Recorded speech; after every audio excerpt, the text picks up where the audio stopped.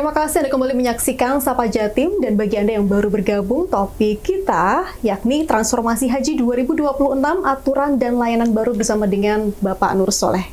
Pak, tadi sudah dijelaskan soal latar belakang bagaimana terbentuknya Kementerian Haji dan Umroh. Di segmen ini kita akan ulik sejauh mana sebetulnya nanti kewenangan kementerian ini soal mengendalikan penyelenggaraan haji, karena kita tahu banyak hal yang dikelola oleh syarikah. Ya, terima kasih. Terkait layanan yang di Arab Saudi ya, jadi memang diamanatkan kepada syarikah.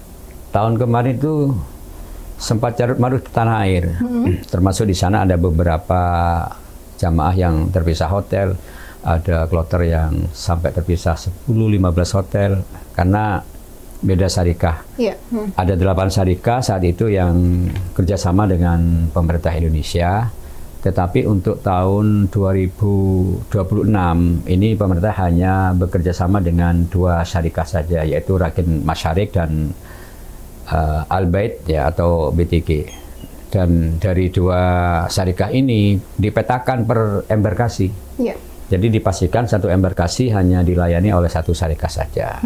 Untuk Jawa Timur, Juanda ini di Full Bait atau BTG yang melayani, sehingga bagaimana pemetaan, pemondokan, kemudian layanan transportasi, kemudian bagaimana nanti layanan di Mina, di Arafah, kemudian termasuk layanan bagaimana pemetaan konsumsi dan sebagainya. Ini pemerintah Indonesia akan bekerjasama dengan BTG untuk yang Jawa Timur. Ini ngomong-ngomong soal embarkasi, Pak Nur Soleh, ada yang namanya fast track ya Pak? Nah, ini berlaku di berapa embarkasi tahun ini? Di 3 embarkasi, ya. Fast track ya, itu di Jakarta, kemudian SUB ya, Surabaya, kemudian di Ujung Pandang. Makassar ya Pak? Ya, Makassar yang pelayanan fast track jamaah haji. Jadi cukup lama memang, ketika sekitar butuh waktu 6 jam lah, tetapi nanti di sana itu akan lebih cepat di Arab Saudi ya?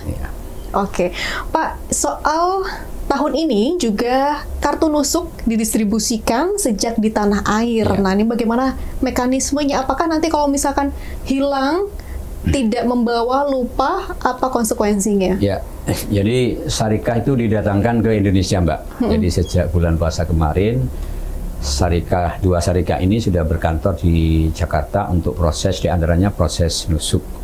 Nah, kartu nusuk ini nanti akan dibagikan di embarkasi atau di bandara sebelum jamaah itu berangkat. Nah, jamaah akan dibekali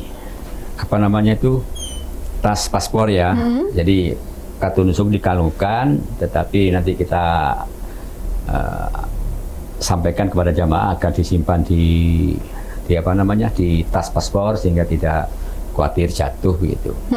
Nah, kalau misalnya nanti terpaksa hilang, jatuh dan sebagainya, ini kita nanti masih bisa komunikasi dengan syarikah yang ada di sana. Memang butuh waktu agak lama, paling cepat 24 jam untuk penggantian kartu baru ya? Baik. Nah, ini selain itu juga ada konsep layanan inklusif yang sering kali disebutkan Pak Nur Soleh. Apa bentuk nyata yang dilakukan di lapangan? Jadi ada jamaah yang tergolong risti ya, risti, kemudian lansia, kemudian disabilitas. Untuk kelompok ini kan mendapat prioritas jika misalnya ada penggabungan dari keluarga. Kemudian layanan khusus lagi, di Armusna nanti ada layanan namanya murur ya. Murur itu jamaah yang ada 5 kategori, risti, lansia, disabilitas, kemudian pendamping. Maksudnya pendamping ini pendamping ristinya atau pendamping lansianya. Itu yang bisa diikutkan program murur. Skema murur ya Pak, yang skema murur yang ditata lebih rapi sedemikian rupa, dan hampir di semua kloter itu ada. Jumlahnya bervariatif, ada yang bahkan sampai 100, bahkan sampai lebih, tergantung kondisi real dipetakan dari tanah air berapa dalam kloter itu yang masuk 5 kelompok ini yang akan diikutkan program murur. Jadi tidak semuanya ya Pak yang boleh ikut skema murur ini? Tetapi kan memang jamaah itu kadang-kadang begini, sudah kita tawari, Jawabnya gini, Pak, haji itu tahun sekali, tidak apa-apa saya berlelah di sana ya. berlelah di Musdalifah. Iya. Ada yang seperti itu. Itu program murur. Kemudian ada lagi program tanasul, Mbak. Yang tahun kemarin itu sudah diprogramkan tapi gagal. Jadi ada beberapa kloter dari semua embarkasi itu yang memang sejak awal diprogramkan untuk tanasul Mina namanya. Jadi setelah tanggal 10 melontar jumroh Aqobah, kemudian tahallul, mereka tidak kembali ke tenda, tapi langsung menuju hotel. Ke hotel, oke. Ya, ini kebanyakan yang hotelnya di daerah Sisah atau Rodoh, memang dekat dengan Jamarat, dengan Jamarat, sehingga nanti tanggal 11, tanggal 12-nya itu ketika mau kembali Jamarat, jaraknya tidak begitu jauh.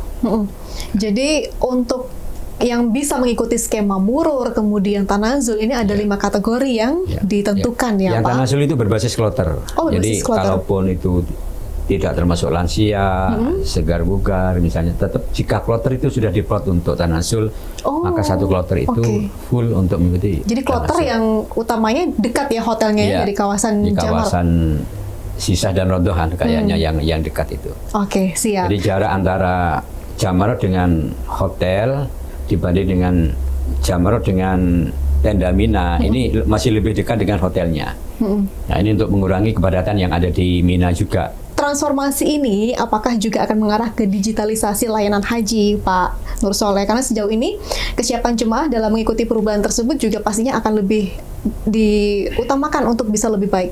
Ya, kalau digitalisasi itu sebenarnya sudah lama dilakukan untuk penyelenggaraan haji ya. Mulai pendaftaran dan sebagainya itu semuanya berbasis digital, termasuk nanti ketika proses-proses di sana. Selain nusuk tadi yang 2 tahun terakhir ini ada nusuk, nanti ada sikawal ya untuk bagaimana memonitor jamaah yang tidak segera pulang ke hotel misalnya karena salah jalan dan sebagainya. Kemudian bagaimana nanti masuk ke Raudhoh, ya, selain jatah yang dari syarikah itu ada satu kesempatan lagi melalui aplikasi nusuk misalnya. Jadi semuanya serba digital, mengikuti perkembangan zaman. Ya. Jadi untuk persiapan haji juga kita mempelajari platform digital yang harus digunakan di sana, gitu ya Pak ya. Pak, ini soal bagaimana memastikan jemaah khususnya yang dari Jember mendapatkan kualitas layanan yang sama dengan daerah lain, khususnya di tahun ini. Yang jamaah haji khusus ya. Jadi sekali lagi untuk jamaah haji khusus ini layanannya tentu lebih baik karena jumlahnya juga tidak terlalu banyak. Kemudian harganya juga mahal kan begitu ya. Kemudian informasi yang kami terima itu hotelnya juga lebih dekat, ya fasilitasnya juga lebih bagus ya karena mahal. Tapi fasilitas yang didapat jemaah reguler Pak, khususnya di yang Jember dengan daerah lain kira-kira ada ketimpangan tidak? Sama ya? Sama ya. Siap. Jadi semua jamaah mempunyai fasilitas yang sama. Baik terkait dengan kopernya misalnya, kemudian tas, kemudian pengurusan visa dan sebagainya, termasuk nanti layanan yang diterima oleh jamaah ketika di Makkah maupun Madinah itu sama. Pak Nur Soleh, semakin menarik perbincangan kita, tapi kita akan rehat sejenak terlebih dulu. Saudara jangan kemana-mana, Sapa Jatim akan segera kembali.